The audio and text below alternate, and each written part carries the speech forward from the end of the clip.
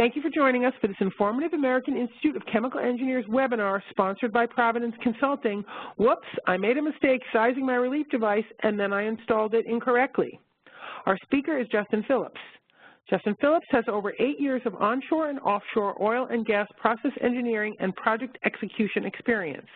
His technical experience includes process design with specialty in flare and relief systems. Justin is the Relief Systems Line of Service Manager at Provenance Consulting.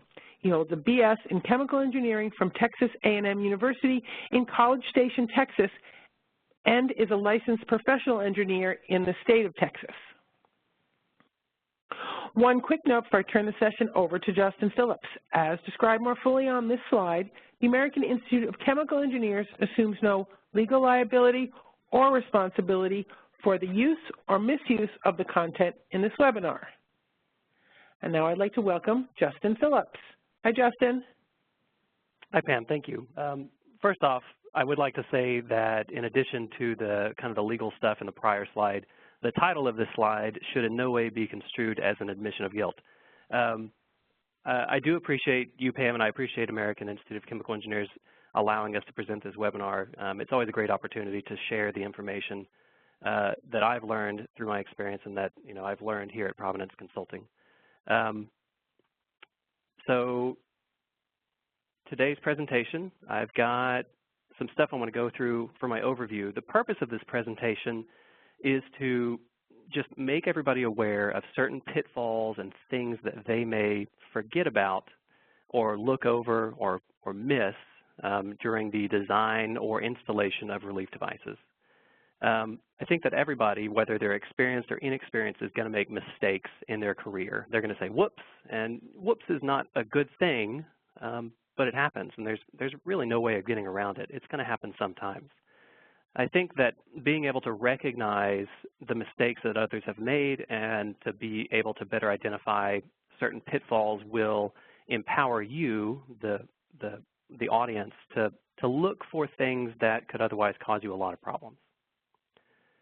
So you may have thought by just looking at the title of this webinar that this webinar was going to talk about what to do if you've already made a mistake. If you've already sized something incorrectly and already got it installed in the field, like that's a big uh-oh. I think that a webinar for something like that would probably be way too short, but I do have some advice to offer if you find yourself in this position. I think the summary statement that I can make is that if you make a mistake, you need to own your mistake and you need to communicate your mistake. I think that that's probably the most important thing that you can do, and learn from it. Definitely learn from it, but own it.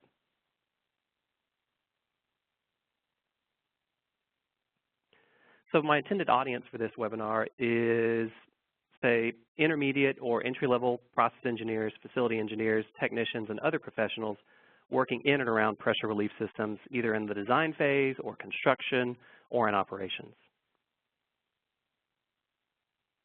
We're going to cover 3 topics today, followed by questions and answers. The first topic is going to cover identification of common pitfalls during overpressure identification and sizing. That's really during design. The second topic is going to cover common installation pitfalls, either in the design of the installation or in the actual installation itself, as built in the field. Following that, we're going to talk about addressing potentially unnecessary relief devices.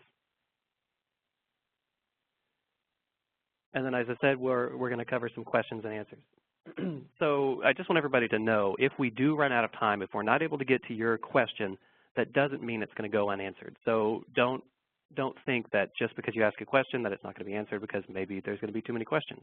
That's not true.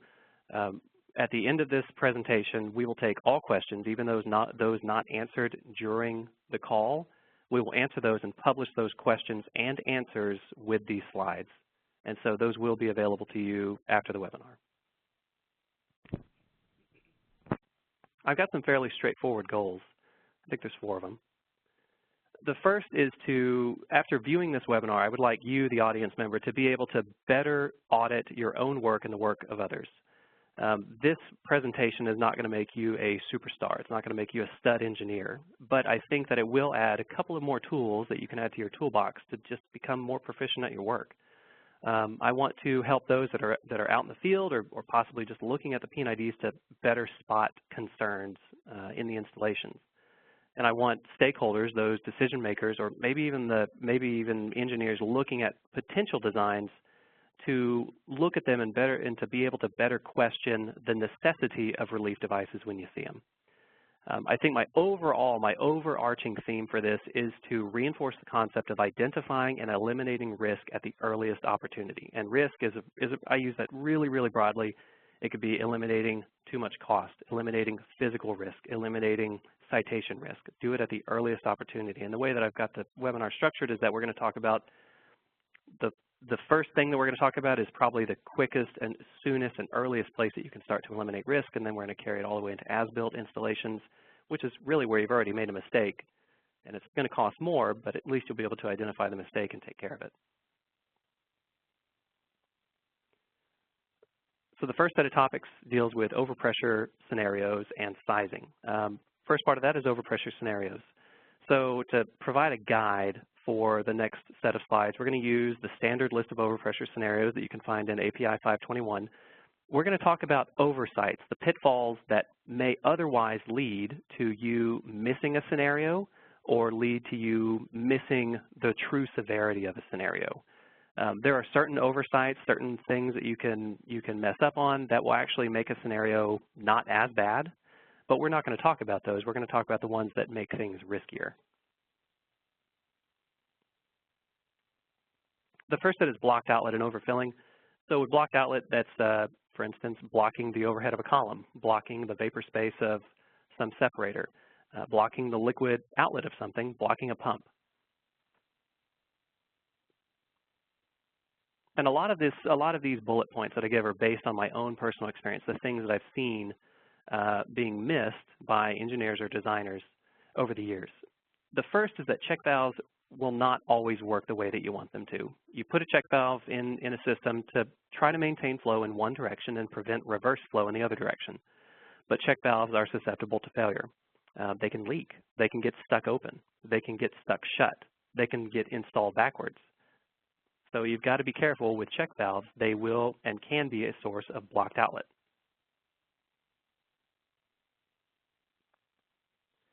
The second thing I've seen is that centrifugal pumps, if you block them in, you can have an overpressure. And so the way to do that is to assess what is known as the deadhead pressure.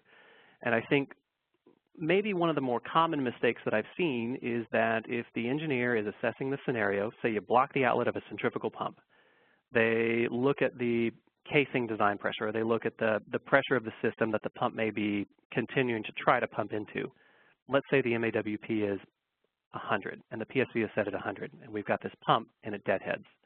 So they'll look at the pump curve and they'll try to calculate at zero flow, and that's the horizontal axis. At zero flow, what is that maximum head that that pump can sustain? And in this example, in this little diagram, it's 200 feet of head. And so they may say, okay, 200 feet of head, I need to convert that to maybe PSI. And they do the conversion and they wind up with 75 PSI. And they stop. And they say, well, 75 is less than 100, so I guess we don't have an overpressure scenario. The oversight here is that the suction pressure of that pump was not identified and it was not put into this deadhead pressure evaluation.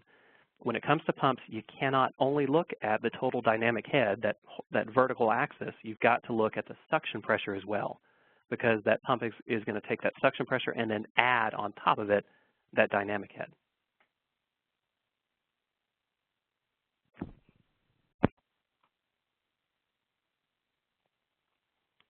Another oversight that I've seen is that centrifugal pumps in hot service may have significantly higher deadhead pressures if they cool down.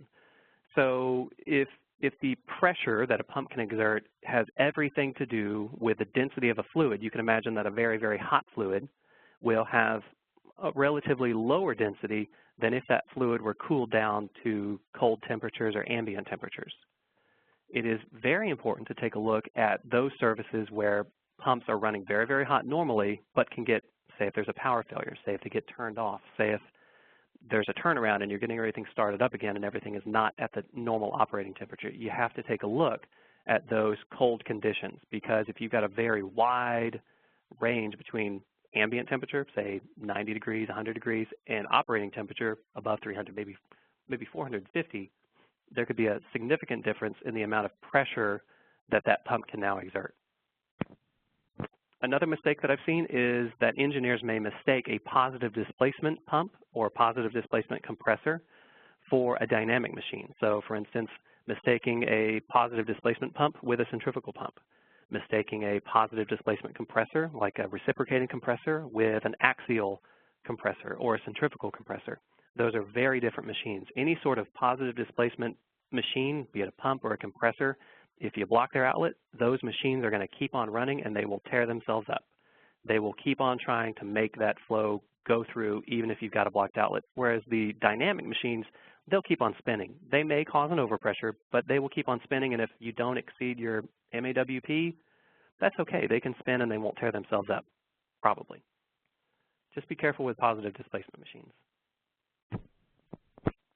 The next set of scenarios where I've seen some oversight is what I consider the heat and material imbalance scenarios. You typically find these around distillation columns, fractionation columns, that sort of thing, where you've got a feed and you've got an overhead and you have a reflux system and you've got a reboiling system, all that stuff. And there's very many scenarios that can affect these distillation column systems. You can lose your cooling, you can lose your power, you can lose your instrument air, you can lose your reflux pump, you can lose your heat medium, you can have too much heat going into your heat medium, all kinds of stuff.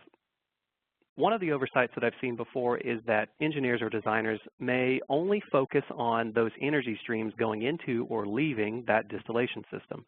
So for instance, they'll look at the cooling and they'll look at the reboiling duty only and forget that the feed into the system may carry a lot of heat itself. When looking at these systems, it's important to do a complete heat and material balance, not just on the heat, but also on the material, because the material itself may carry a lot of heat. And so you can fool yourself just looking at those, the heating and the cooling duty, that everything may be okay when it may not be, especially if you've got a really hot feed.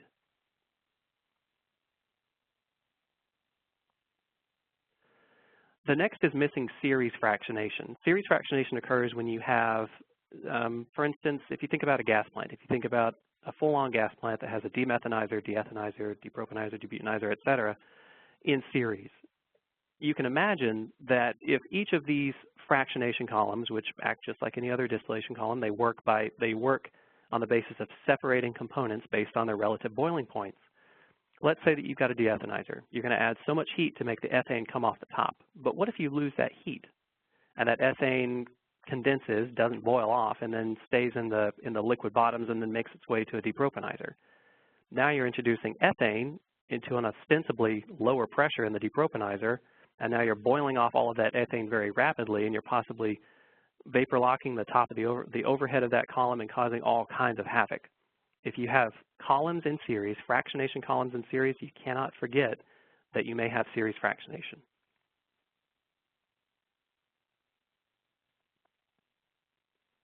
Talking about failure of automatic control valves. A control valve can fail in any position, not just the position that is indicated on the P&ID. So typically, let's say you've got a control valve, it's controlling pressure, and it has a diaphragm, and on the bottom, underneath, it says FC, which means fail closed. And let's say that that diaphragm is connected to an air system. So if you lose instrument air, that valve is supposed to fail closed. That does not mean that that's the only position that valve can fail in. It can fail in any position. So it could fail open, and that could cause an overpressure. Don't kid yourself in thinking that the fail position indicated is the only position it can fail in. The other thing is that, and this stems more from the ambiguity of symbology used on P&IDs. I think a lot of times we all assume that the control valves that we use either to control pressure or sometimes temperature or flow are always globe valves, and that is not the case. Sometimes those control valves will be ball valves or butterfly valves.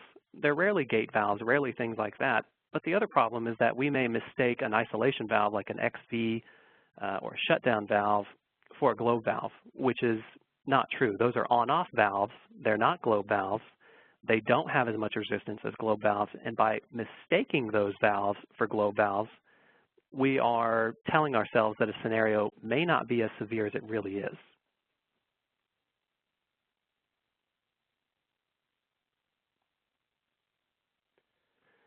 when it comes to gas blow-by, and gas blow-by, I think everybody is fairly well aware of what gas blow-by is these days. But I think that the approach to gas blow-by is still a little bit different, and I don't know, there's just some weird stuff that I've seen before. When it comes to gas blow-by, the scenario should be evaluated for each of its possible permutations. So the first thing that may happen in a gas blow-by scenario, if you can imagine a high-pressure separator upstream and a low-pressure separator downstream, you've normally, under normal operating conditions, have a liquid interface. The high-pressure separator sends its liquid bottoms to the low-pressure separator. Now, let's say that the level control valve in between those two goes haywire and that we start to lose the liquid level in the high-pressure upstream separator. Now, if that's the case, that liquid has to go somewhere, and it's probably going to go to the low-pressure separator downstream. So one of the oversights is kind of ignoring that part, ignoring where that liquid goes. So you've got to always ask yourself, is there enough volume downstream to handle all of that liquid? Will the high-pressure liquid fit inside of the low-pressure system? And if it doesn't, and you start to overfill that low-pressure system downstream, that doesn't mean that the gas blow-by scenario doesn't happen. It means that you might wind up with a liquid overfill scenario, followed by a liquid displacement scenario, which is even worse, followed by the eventual gas blow-by. It's just important to look at all the permutations, not just to focus on the gas blow-by.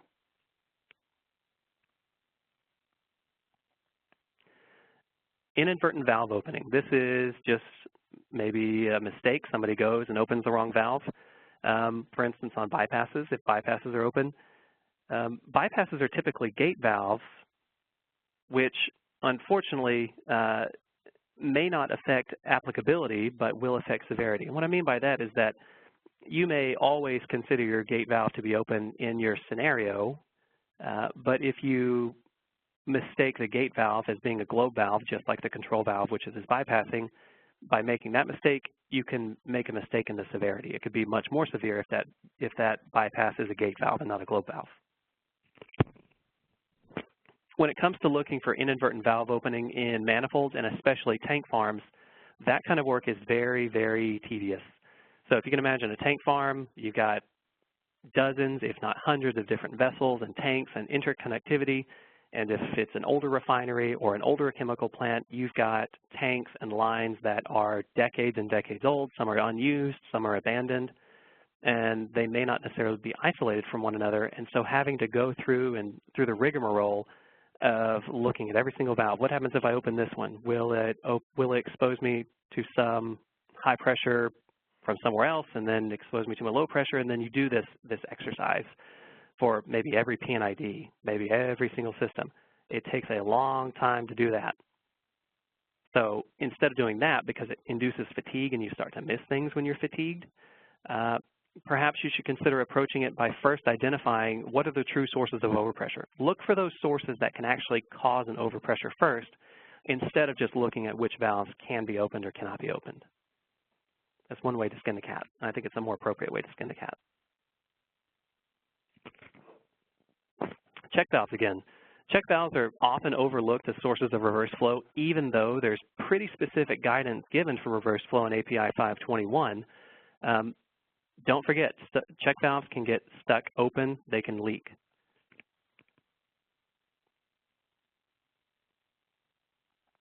Chemical reaction. So I think when it comes to chemical reaction, probably the biggest oversight is ignoring reactive systems because the engineer or the designer just doesn't have the knowledge to assess that sort of scenario. I think it's fine if you don't have that type of experience.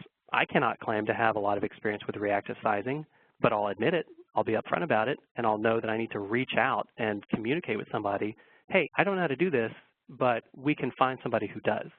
If you don't know how to deal with reactive systems, seek guidance. It's okay if you don't know how to do it.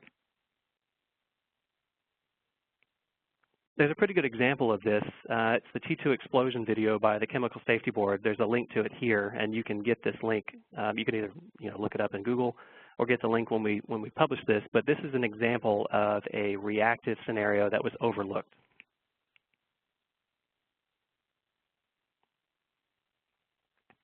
Fire. When it comes to fire, you should check the distance to sources that can actually sustain a fire.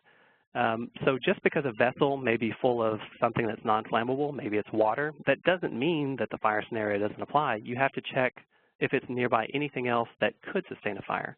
And usually using the fire circle and seeing if there's any flammable sources within that fire circle is a pretty good test. So don't forget to check to see if there's something around that is flammable if your system isn't necessarily. One of the oversights, and this is less of an oversight and maybe more of something that's arguable, is that when it comes to fluids with high vapor pressures, say propane or butane, we know that these will readily vaporize at atmospheric pressure. Even if it's a really, really cold day, butane, if it spills on the ground, is still going to evaporate. Now, while they may evaporate and not be very good at sustaining a pool fire, they could, if they have a leak source that is high enough pressure to sustain constant flow, they may induce a jet fire. So jet fires can actually dissipate heat across a large surface area. They're not always these fine pointed blowtorches, but they can provide heat flux across a large surface area. And API 521 now has guidance in the annex which can help a user kind of formulate how much heat input you can get, possibly, from a jet fire. So just because it can vaporize rapidly doesn't mean that it can't cause a fire.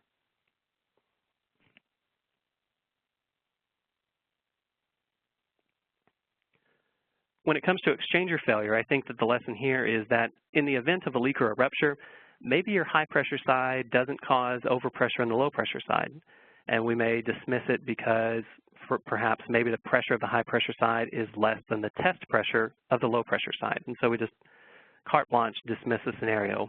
It's important not to get tunnel vision when it comes to exchangers because exchangers are often linked to other equipment upstream or downstream. So let's say in this pictorial right here that the high pressure side and the low pressure side have the exact same design pressures. That high pressure side, if it's significantly higher than that downstream vessel right there, if there's even a leak inside of the exchanger, you could cause an overpressure in that downstream vessel. So don't just focus on the exchanger and say, no, it doesn't apply. If you have a leak, it can actually affect stuff downstream.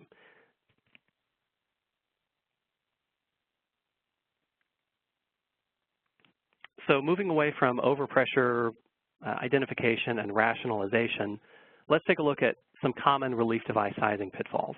I'm going to use API 521 as kind of a guide. So we talk about liquid sizing, we talk about vapor sizing, we talk about two-phase sizing. But before we get to that, I want to talk about the difference between ASME sizing versus API sizing.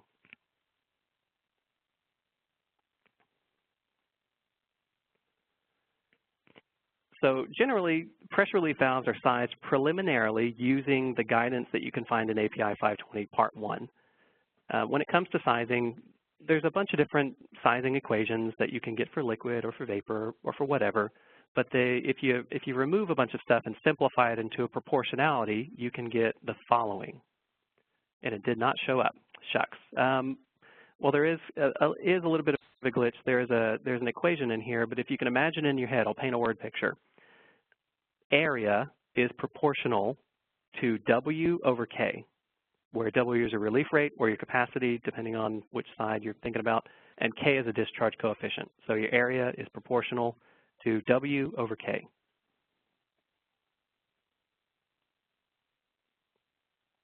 When it comes to preliminary sizing, using API 520 Part 1, we typically use the areas for a relief device, say if it's a D orifice or an E orifice or an F or a G or an H or a J or whatever. Those all have kind of a standard amount of orifice area, and we can find that table inside of API 526. They also, depending on the phase that's being relieved, have a discharge coefficient, a KD. For instance, vapors have a KD of 0.975 in API 520 Part 1. And so if we know a relief load, we can calculate an area based on a KD for a vapor, based on a KD of 0.975, and we get this calculated area. And then we would choose an API orifice area that is, say, a little bit larger than what we require, the next largest size. However, it's important to remember that right now, API 520 Part 1 encourages users to do final sizing and selection using actual area and rated discharge coefficient. Now, this is often obtainable from the Red Book, ASME NB 18. So the difference between Redbook and API is that, say for instance, you've got an 8T10 relief device. That is a really big relief device. I think the API size on it is 26 square inches, something like that. But manufacturers, not every single manufacturer, they'll put an 8-inch inlet flange and a 10-inch outlet flange, but the orifice is not necessarily 26 square inches precisely. The various relief device manufacturers all probably have their own flavor of size on that relief device. One manufacturer may have installed, it may actually be 32 square inches. Another one may have 31.3 square inches. Another one may have 27.9 square inches, something like that. They all have their own actual orifice areas. And in addition to that, they all have their own rated Ks, their own rated discharge coefficients that are not equal to what you find in API 520 Part 1. So the pitfall comes when you accidentally mix ASME values with API values. And to prove that peril, we're going to use that proportionality that A is equal to W over K with API values, with ASME values, and then we're going to see what happens when you jumble them together. So let's assume that we have a 2J3 relief device. The kind of the standard size that you'll find in API is 1.287 square inches. And if it's for a gas scenario, we have a KD of 0.975. Now actually, for some certain manufacturer, if you know the make and model and you've chosen it, or it's installed in the field, you can actually go get its actual orifice area. And in this case, let's say that we looked it up in the Redbook and it's 1.496 square inches. Think, wow, okay, that's bigger than 1.287. I guess we're good there. And the other thing is that the gas coefficient of discharge, the K, and I've given it the subscript ASME to differentiate it a little bit better from the API KD, is 0.86. You're like, well, okay, that's a little bit smaller than 0.975. But you'll see how the math works out. When you're doing preliminary sizing with the API values, we can just look at this proportionality and say that A times K will give us the proportional capacity of a relief device. So using API values, we get 1.255. Now, taking a look at the ASME values, say we got some flow rate and we chose our valve and we selected this one. Now to multiply using the same proportionality, we get 1.2866. This tells us that we actually have more capacity than we thought we needed with this relief device that we've selected, which is a good thing.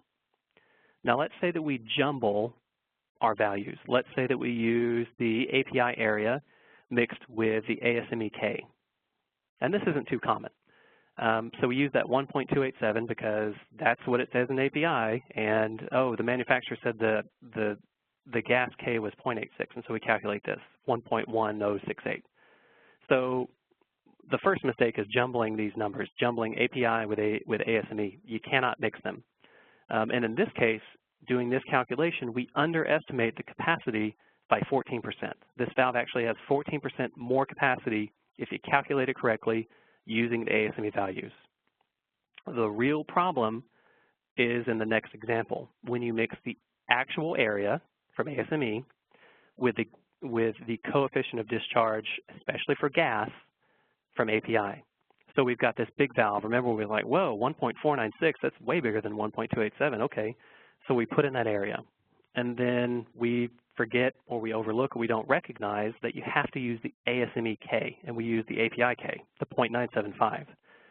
And with this proportionality, we overestimate the capacity of our valve by 13%.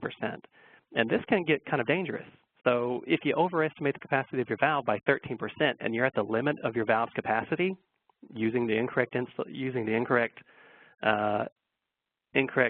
values, jumbling the ASME area with the API KD, you can get yourself in a pickle because you may not be protected when you think you are.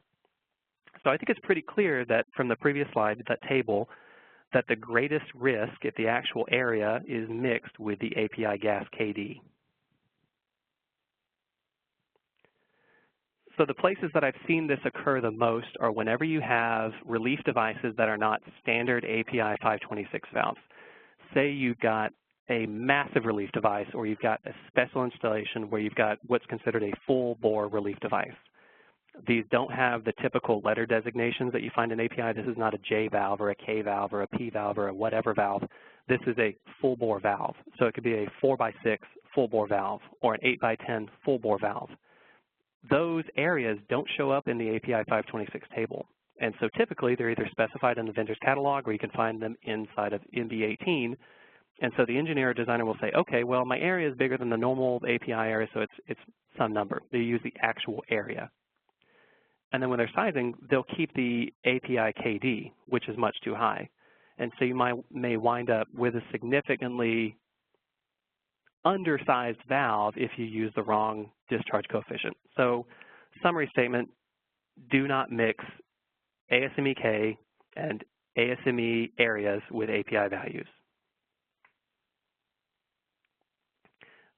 Moving away from that, moving into liquid sizing scenarios, I think the number one thing to not forget about when you're looking at liquid sizing is to not forget the trim of a valve. If you've already got a valve installed in the field and you're doing a revalidation or you're taking a look at another scenario, it's always important to recognize what is the trim installed on my valve. A lot of older valves, I think, manufactured maybe before 1985, and there's tons of them that are still out there installed. And there's tons of applications now where vapor valves are installed in liquid service. Those valves in the olden days were not specifically designed to handle liquid. And it was often the case that you would have to get to about 25% overpressure during a liquid relief before that valve would be fully open. So to kind of get around that, nowadays, liquid trim valves, which are different than vapor trim valves, allow these CSVs to open at 100% at 10% overpressure. So the common misconception, though, is that if you've got a vapor valve and it has a liquid relief scenario, that valve should be able to handle it no problem, which is not necessarily true. If a valve is designed to handle vapor, that doesn't mean it's really designed to handle liquid. It could probably handle it, but it might not be designed for that. So the thing to avoid is if you've got a vapor trim valve that's not certified for liquid, you have to correct its capacity using the KP factor. And you can find this in API 520 Part 1. The KP factor for 10% overpressure is 0.6, so you really derate the capacity of your valve by a significant amount if it's not designed for liquid. If you forget to use the KP factor, you might overestimate the capacity of your device at 10% overpressure by 66% or more. So you got to be careful. Vapor scenario sizing. Again, this is like the same song, second verse. Don't ignore the valve trim. So background, liquid trim valves have a special geometry. I mentioned this a second ago. They're different than vapor trim valves. Liquid trim valves are designed specifically to open up at 10% overpressure for liquid scenarios. They can handle vapor scenarios, but they don't handle it the exact same. I think one of the problems, and it's maybe not it is a problem. One of the problems is that industry right now is somewhat mute on what to do when it comes to passing vapor through a liquid trim PSV. So right now, I know that there's currently ongoing discussion at the API Standards Committees on Pressure Relieving Systems, as well as in AICHE DIRES, about guidance that maybe the industry can come up with to help users size vapor scenarios going through liquid trim valves. The common misconception right now is that a conventional or bellows valve that has a liquid trim can handle a vapor just as easily as if that valve was trimmed for vapor, which is not true. If anything, that valve has to be derated at least a little bit when it comes to vapor relief. I think the thing to watch out for though is that you cannot ignore this when your valve is at or near its capacity for the vapor case. So if you have a liquid trim valve and you're at or near the maximum rated capacity and you've got a vapor scenario in that liquid trim valve, that's probably where you need to take a closer look. You may not have as much capacity as you think you do. And you can try, and I apologize to any of the manufacturers out there, you can try to call the manufacturer and ask them what to do in this situation. Ask them what the discharge coefficient is for vapor on your liquid trim valve. I don't think you're going to get a straight answer. You may wind up buying a brand new valve.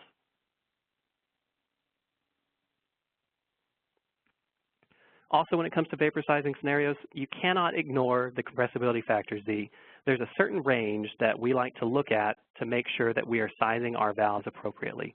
For the standard vapor sizing equation, that equation is pretty good for vapors that have a compressibility between 0.8 and 1.1. Anything outside of that, it can cause issues with your sizing. You may underestimate the size of your relief device.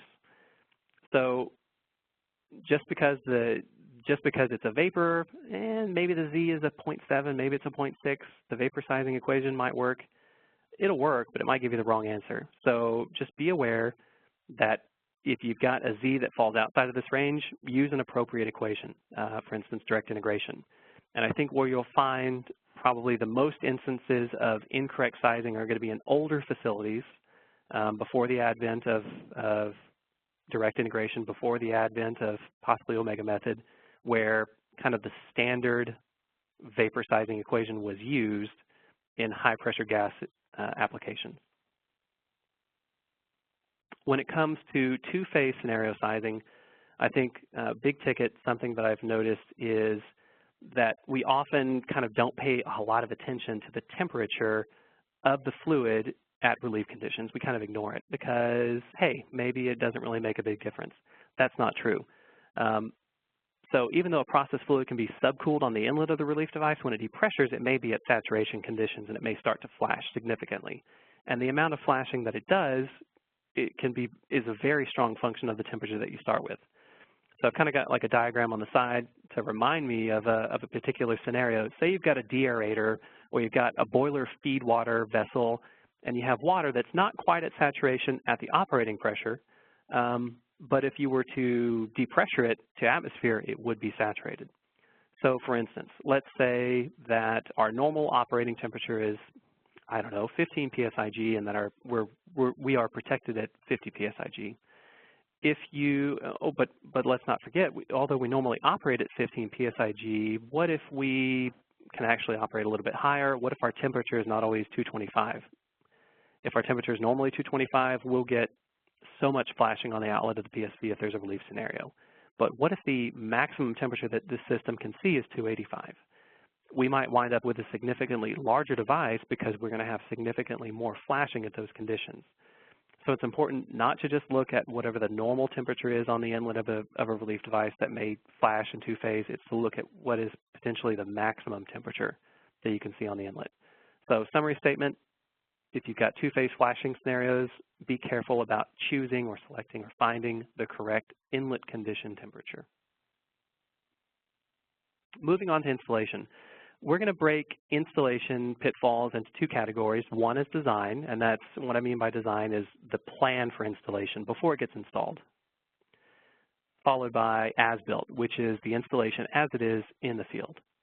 So when it comes to design, some pitfalls to recognize and to avoid, just recognize that if you are an engineer that's in design, you may not be responsible for the detailed design of new relief device installations.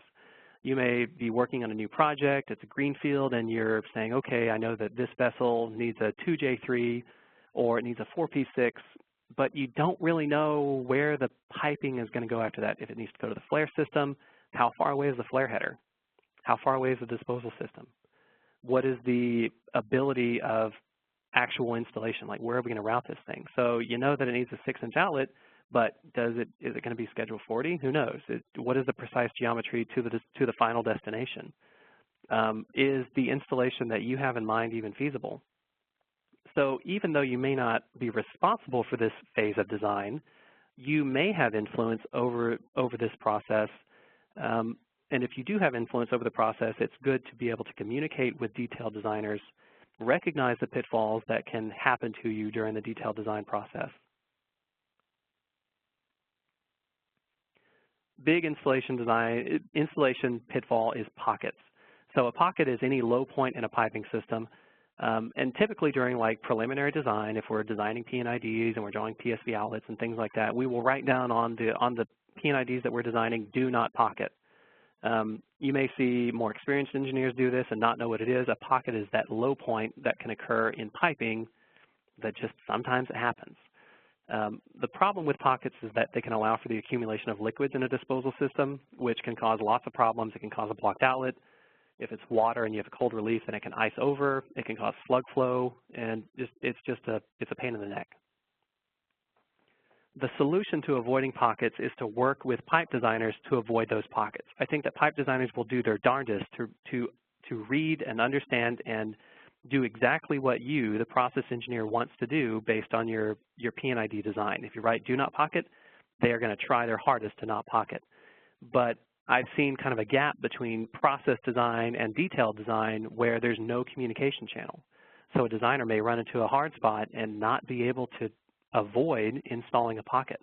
It's not like they can go back and redesign it because maybe they're not comfortable pulling an engineering hat on their head and coming up with a way to avoid the pocket. Maybe they just can't do it and they don't have anybody to turn to. Try to stay involved with that process if you can. The next pitfall is unintended pipe dimensions and tie-in locations. So I think when it comes to relief device design, we typically tend to prefer shorter pipe lengths and maybe larger pipe diameters because it helps out with pressure drop limitations. But pipe routing is often unknown until somebody puts their boots to the ground. It's more than just, sitting in a CAD program and designing the pipe layout. It's actually going out to the field and seeing where and how something is really going to be installed. So the problem, you may think, okay, yeah, 5 feet of inlet piping with a couple of fittings and then 40 feet maybe to the disposal system. But out in the field, what if that's completely infeasible? What if you've got to elevate the relief device 20 feet in the air to get around some equipment or some pipe rack or something else? It's a common theme here for the solution. It's to work with pipe designers. If you are able to have that dialogue, if you can walk over to the pipe designers, if it's downstairs, upstairs, if it's across the street, stay involved with that process.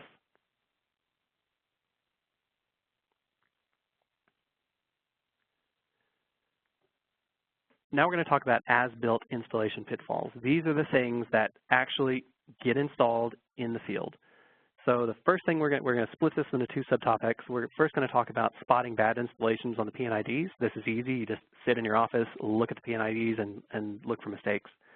The second is spotting bad installations in the field. And I think the bad installations that we see on P&IDs, these also apply to the field. So if you see it on a P&ID, you might see it in the field as well. All of this is really qualitative in nature, so just because the P&ID says one thing, it's important to check that it's true and real. Check your relief system design basis to see if it's legitimate. Go to the field if you need to see if it's legitimate. So if you're looking at your P&IDs and you see an expander on PSV inlet piping, that should raise a red flag.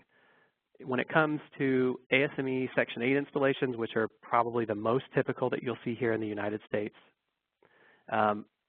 you need to recognize that expanders on PSV inlet piping are a no-no. It's a code violation, but it could also carry the physical risk of in-siding instability.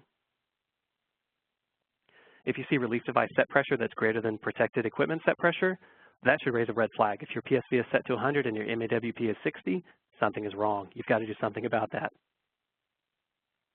And those seem really obvious, but you do see them on P&IDs. Typically, it's just a P&ID issue, a typo, but sometimes it's real, and it usually happens when you re-rate equipment and you forget to reset the PSV.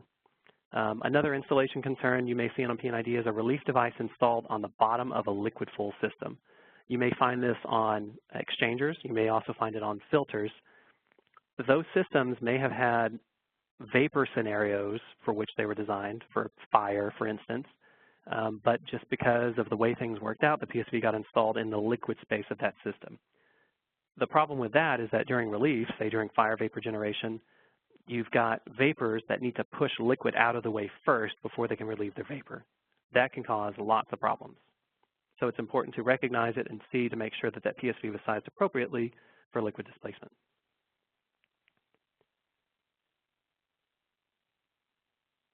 Check valves, we talked about these before. If you have a check valve in your relief path, this is typically very undesirable. If you have check valves in relief path, you may want to look for an alternative method.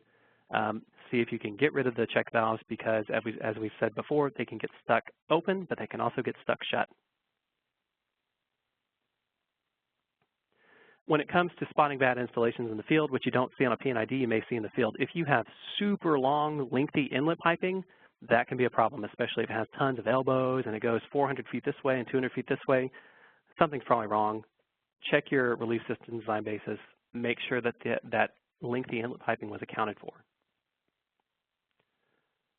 This is another one. So bellows valves, we use those to overcome the back pressure that our valves may see. They compensate and allow our PSVs to stay open even if there's significant back pressure. And they do this by allowing, when the valve opens, the bellows space has to vent somewhere. That vapor that's trapped in it has to vent out somewhere. And we typically do it with a bonnet vent. And whenever you have a bellows valve, it'll say quite specifically on that bonnet, it'll say do not block, do not plug, something to that effect. But people will close it. They'll plug it up. And even if it has a bug screen on it to keep bugs from getting in there, bugs can still build nests and do all kinds of stuff to it and block the outlet. You want to make sure that those are not blocked, because if you block the bellows vent, you've turned it into a conventional device and it may not be able to function as you had intended to.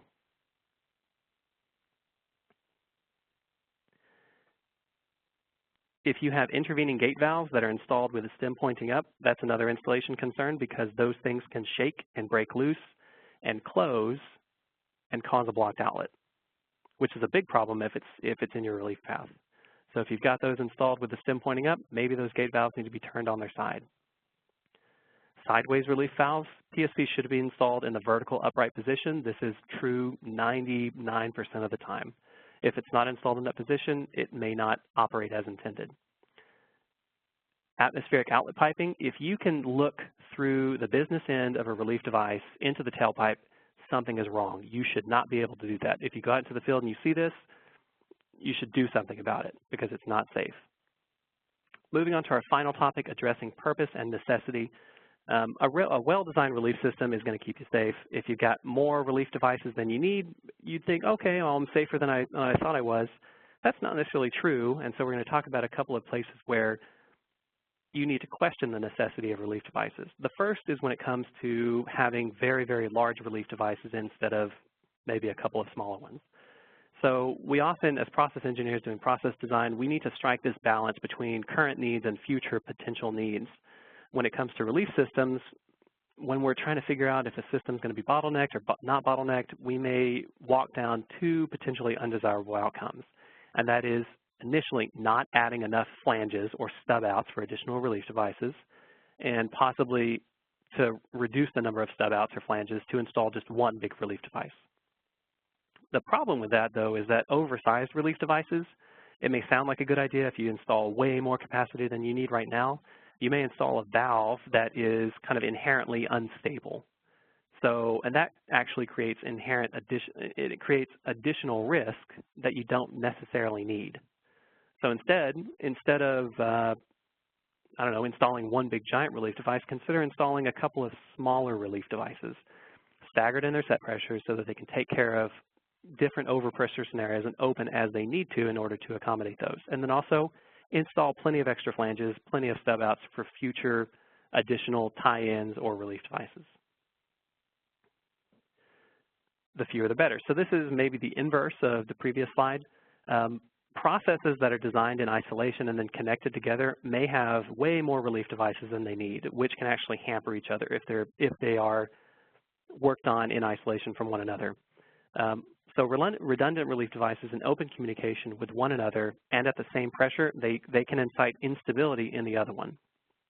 And if they're redundant, if they're totally redundant and you don't need them, you still have to maintain them, and that costs money. So food for thought, if you have redundant relief devices, make sure that they're purposeful and not incidental. They shouldn't just be there just because, oh, that's the way it got designed. Make sure that there's a purpose for it. Really good example, imagine that you have a group of storage vessels, maybe you've got propane battery or something like that, and you've got a relief device on every single one. If they're always in open communication with one another and never isolated from one another, do you need all of those relief devices? Can you remove some of those relief devices? Think about it, consider it, because you may be able to protect yourself with fewer relief devices than you had thought you needed.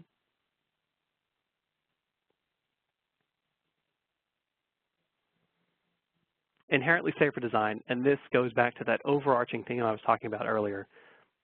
Eliminating an overpressure scenario is preferable to protecting against it. So after we sit and we look at overpressures and we always answer that call, oh, there's an overpressure, let's install a relief device. There's another overpressure, let's install a relief device.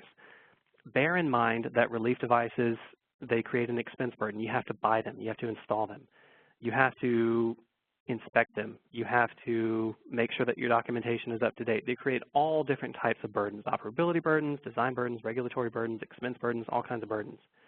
Instead of answering the call of an overpressure with a relief device, maybe it's better to answer that call by eliminating or mitigating that scenario altogether. So control valves with bypasses, if it's causing a problem, maybe reduce the trim. If you've got a pump that's causing a blocked outlet and causing an overpressure, maybe you can reduce the impeller trim or reduce the maximum suction pressure to get rid of the scenario. Overfill or blow through, gas blow-by, maybe you can, and it depends on your company standards, maybe you can get out of those scenarios with additional instrumentation. If you've got one of these heat imbalance scenarios which comes up because you've got way too much heat going to your reboiler, is it possible to change the fluid going to that reboiler to reduce the maximum temperature and possibly what's called pinch out that scenario so that it goes away? To reduce fire loads, maybe you could just install insulation. Think about ways to mitigate or eliminate that risk early on at the overpressure identification stage. That concludes the webinar, at least all the material that I wanted to cover. And so now I'm going to just go ahead and open it up to questions. So Pam, if you can ask on behalf of the audience any of the questions that they've asked. Sure, Justin, thank you. We have a lot of questions, so I'm going to get to the first one. Let's see. Okay, what suction pressure do you use to add to the TDH to determine maximum pressure of pump, normal pressure, and maximum pressure of level? I think, so I'm going to try to answer this as best as I possibly can, but we have this written down so I can answer it more thoroughly if I misanswer. The pressure, the upstream pressure that you should use for a pump when it comes to a blocked outlet case, at a minimum, you should look at the maximum possible upstream pressure that that pump can see. And it may depend on your company guidelines, but if there is a pressure switch, a high pressure switch upstream, maybe the set point of that high pressure switch is what you need to use. In other cases, if you think that the upstream system can reach its MAWP or its relief pressure, if the downstream pump is blocked, you should probably use that pressure for the pump deadhead pressure. That's a good question. I hope that I can answer it more thoroughly if I misanswered it after this webinar. Okay, thanks. You mentioned PSVs being installed in liquid full locations. However, do you have any guidance on installing a PSV at a midpoint of a distillation column? Would two-phase flow then need to be considered? So that is a really good question, and it depends on the dynamics and how things are flowing inside of your distillation column. So this will depend on which section of the column you're in and whether or not you're expecting two-phase flow at the point where you're installing that PSV. If you're in a section of a column where there's really, really good vapor-liquid disengagement and you're kind of at the higher end of it where there's mostly vapor, you may have two-phase flow, but maybe most of it's vapor. But that can get truly and terribly complicated because in certain scenarios you can have typically two-phase flow no matter what, frothy flow, all kinds of crazy stuff happen. It's possible you can still have two-phase flow and not just single-phase flow. Okay, thank you. Can you give examples of valve failure in other than the fail-safe position? Sure. So let's say that you've got a level controller. Let's use that example of the high-pressure separator and the low-pressure separator again, and we're looking at gas blow-by. And our level controller between the two is it's using instrument air, and it is designed to fail closed on loss of instrument air. Okay, great. That level controller is looking at the level of the upstream vessel. What is to say that controller will not see some crazy signal that says, oh no, this vessel is way too full, open the valve all the way? So in this case, we can say that liquid level control valve will fail open, which is the opposite of its fail-safe position, which can lead to our gas blow-by scenario. We should and we can assume that control valves will go into any possible position. Use Murphy's Law. If the worst can happen, it will happen. Okay, thanks. Can the diameter of the PSV outlet piping ever be reduced smaller than its outlet flange? The technical answer to that is yes, though it is often undesirable. So The answer is yes, but you just have to make sure that you account very carefully for your built-up back pressure. Okay, thanks. Is it acceptable to have a check valve in the line between a process vent condenser and the flare header? I would say that it is not desirable, and this actually gets into possibly code compliance and state law compliance and compliance with your insurer if you're an owner-operator. I will say that it is not desirable. Any other answer, I may be consulting, so I'll be careful on that one.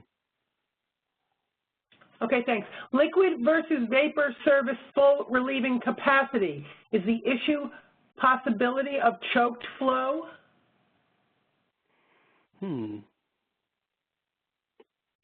That's possibly a consideration, but I think I can probably give a better answer when we publish the webinar. Okay, great. Thanks. Can you recommend general software that can be used to document pressure relief device design for OSHA PSM compliance? We have, please provide any standards. No, I'm sorry, that's a different one. We have a variety of relief valve brands. Do you want me to repeat that? No, I think I understood it. So the question is, what can we, I'll try to paraphrase, what can we use to show PSM compliance for OSHA to document what our relief system design basis is for all of our relief devices and all of our equipment? The answer can be as simple as just spreadsheets and folders full of hard copies of all the design information, or commercial software applications. There's a number of commercial software applications that you can use to do this. I could probably provide a complete list of the things that I've typically seen in the webinar show notes. Okay, great. Let's try to get one more in. When evaluating the discharge piping for a thermal relief device, do you consider the full capacity of the relief device or consider it negligible because it is expected to be minuscule? Please provide any standards or references.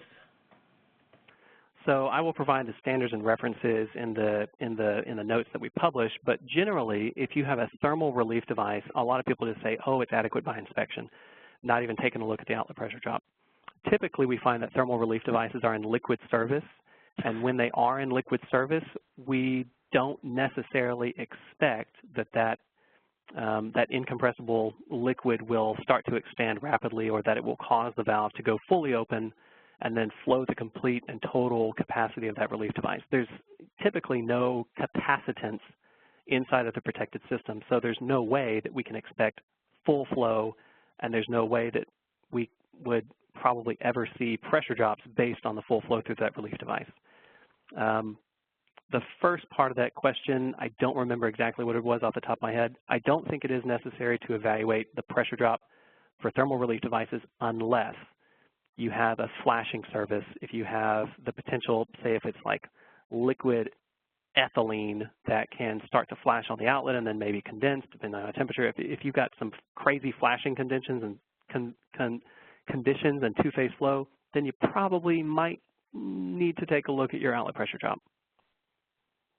Right. Well, thanks for that answer, and I'm sorry, but that's all the time we had today for questions. So if you still have a question that was not answered and you want to have Justin look at it, please send it to producer@asiche.org. So now, on behalf of the American Institute of Chemical Engineers and everyone who attended today, I'd like to thank Justin Phillips for this very informative presentation. Thanks also to our participants for your cooperation and thoughtful questions. Please visit aiche.org to replay this webinar or to view and sign up for our many others. Goodbye, and we hope to see you in a webinar soon. Thanks, everybody.